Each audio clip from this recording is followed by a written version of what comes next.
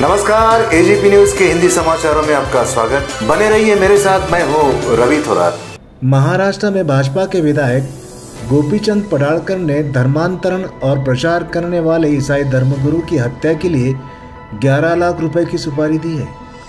उनकी प्रॉपर्टी छीनने तथा नष्ट करने और महाराष्ट्र में धर्मांतरण बंदी कायदा लागू करने की राज्य सरकार से मांग की है। बता दें कि बयान सांगली के यशवंतपुर गांव में हुई एक महिला आत्महत्या के बाद दिया गया है। इस बयान के बाद ईसाई समुदाय भयभीत हो गया और उन्होंने राज्य के सभी छोटे बड़े शहरों में पुलिस शिकायत की है। अनेक सामाजिक और धार्मिक संगठनों ने इस बयान की निंदा भी की है और इसे समाज में द्वेष फैलाने वाला बताया है। पश्चिम नागपुर के विधायक श्री विकास ठाकरे और सभी वरिष्ठ पादरियों ने गोपीचंद पडाळकर के इस बयान की शिकायत नागपुर कमिश्नर ऑफ पुलिस में की है। वहीं महाराष्ट्र सरकार ने इस मामले में अब तक कोई कार्रवाई पडाळकर पर नहीं की है, जिससे विवाद और बढ़ रहा है। यह मामला महाराष्ट्र में धार्मिक, सामाजिक और सौहार्द के लिए चिंता का विषय बन गया है। भारत में सभी नागरिकों का समान अधिकार है और किसी भी धर्म के प्रचार या धर्मांतरण का अधिकार भी संविधान द्वारा सुरक्षित है। यदि किसी व्यक्ति या समूह को धमकियां मिल रही है या उनकी सुरक्षा को खतरा है तो ये राज्य सरकार की जिम्मेदारी है। नागपुर से एजीपी न्यूज के लिए रवि थोरात की ये रिपोर्ट। माझं नाव बिशप सतीश अंगड आहे। मला सांगा की पडाळकरांनी ख्रिस्ती समाजाबद्दल फार आक्षेपार्ह विधान केलेलं आहे, यावर तुमची काय प्रतिक्रिया आहे? मला असं वाटतं की जे विधान त्यांनी केलेलं आहे हे असंविधानिक आहे, अमानवीय आहे आणि कोणालाही कोणाच्या जीवासाठी सुपारी देणं किंवा पैसे देणं हे फारच घिनवणं काम आहे। आणि ज्या प्रकारे त्यांनी पडाळकरांनी जे स्टेटमेंट दिलेले पब्लिकली लोकांना सुपारी दिलेली आहे ख्रिस्ती धर्मांच्या धर्मगुरूसाठी की जे ख्रिस्ती लोक पूर्ण समाजाची सेवा करत आहे, शिक्षणाच्या माध्यमातून, हॉस्पिटलच्या माध्यमातून, अशा गरीब समाजासाठी या प्रकारचं विधान करणं हे एक फार निंदनीय गोष्ट आहे आणि याचा विरोध पण आम्ही करत आहे। आम्ही जे काय आमच्याकडून होईल ते आम्ही प्रयत्न करून, जर यांना आमची माग आहे की यांचं तुरंत यांना अरेस्ट करण्यात यावं, यांना यांची विधायकीचं पद आहे ते काढून घेण्यात यावं, पार्टीतून त्यांना बाहेर करण्यात यावं। कारण ॲक्शन त्यांच्यावर नाही होणार आम्ही नागपूरपासून तर दिल्लीपर्यंत आंदोलन करण्याची तयारी आमची आहे, नागपूरकरांची आहे आणि आम्ही हे आमचा अधिकार आहे, संविधानिक अधिकार आहे, आम्ही आज संविधानिक लढाई लढत आहे। काय त्यांच्याबद्दल तुम्ही FIR दाखल केला नागपूरमध्ये? नागपूरमध्ये आजच आम्ही आमचं संपूर्ण ख्रिस्ती समाजाच्या द्वारे संपूर्ण नागपूरच्या चर्चद्वारे एक FIR आम्ही कमिशनर साहेबांना दिलेला आहे आज आणि तो दर्ज झालेला आहे।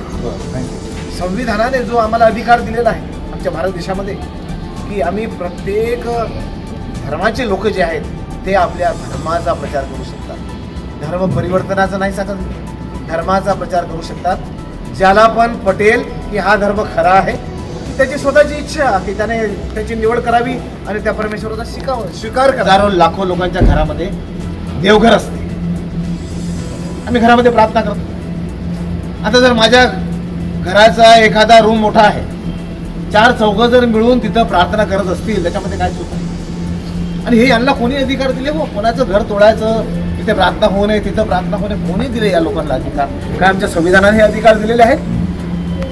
ही सत्य आहे। आणि कोण म्हणते की घरामध्ये प्रार्थना होत नाही? प्रत्येकाच्या घरामध्ये प्रार्थना होते। काय मी भारत देशाच्या सर्व जितके धर्माचे लोक आहेत त्यांच्या घरातील प्रार्थना मी बंद करायच्या का? मग सर्वांच्या प्रार्थना बंद करावं लागतील, सर्व लोकांच्या घरातील देवघरच बंद करावं लागेल घरामधून। मला हेच सांगायचं आहे की कोणाची हिंमत नाही कोणाच्या घराचं हे करायचं, नुसतं ओरडणारे ओरडत असतात, परंतु जे संविधानाने अधिकार दिलेले आहेत आणि हे व्यक्ती जे संविधानाच्या विरोधामध्ये बोलत आहेत अशांवरती कारवाई होणं महत्त्वाचं आहे। याकरिताच आम्ही या गोष्टीचा निषेध करतो। भाजपा आमदार गोपीचंद पडाळकर यांनी धर्माचा प्रचार करणाऱ्या पादरीचा जो कोणी जाहिरात करेल त्याला 11 लाख रुपये आम्ही बक्षीस जे होतं त्यांनी स्टेटमेंट दिले याबद्दल हे चुकीचं आहे। प्रत्येक धर्माच्या व्यक्तीला आपल्या धर्माविषयी आस्था ठेवणं त्याचं वैयक्तिक मत असतं आणि जनप्रतिनिधी आम्ही कुठल्याही समाजाच्या कोणावरही असं वक्तव्य करणं म्हणजे लोकशाहीला हितकारक नाही आहे आणि मला वाटते की समाजात तेढ निर्माण करणं, वातावरण या घटना एकत्र करू शकतात. असे वक्तव्य जनप्रतिनिधींनी करू नये या मताचा मी आहे.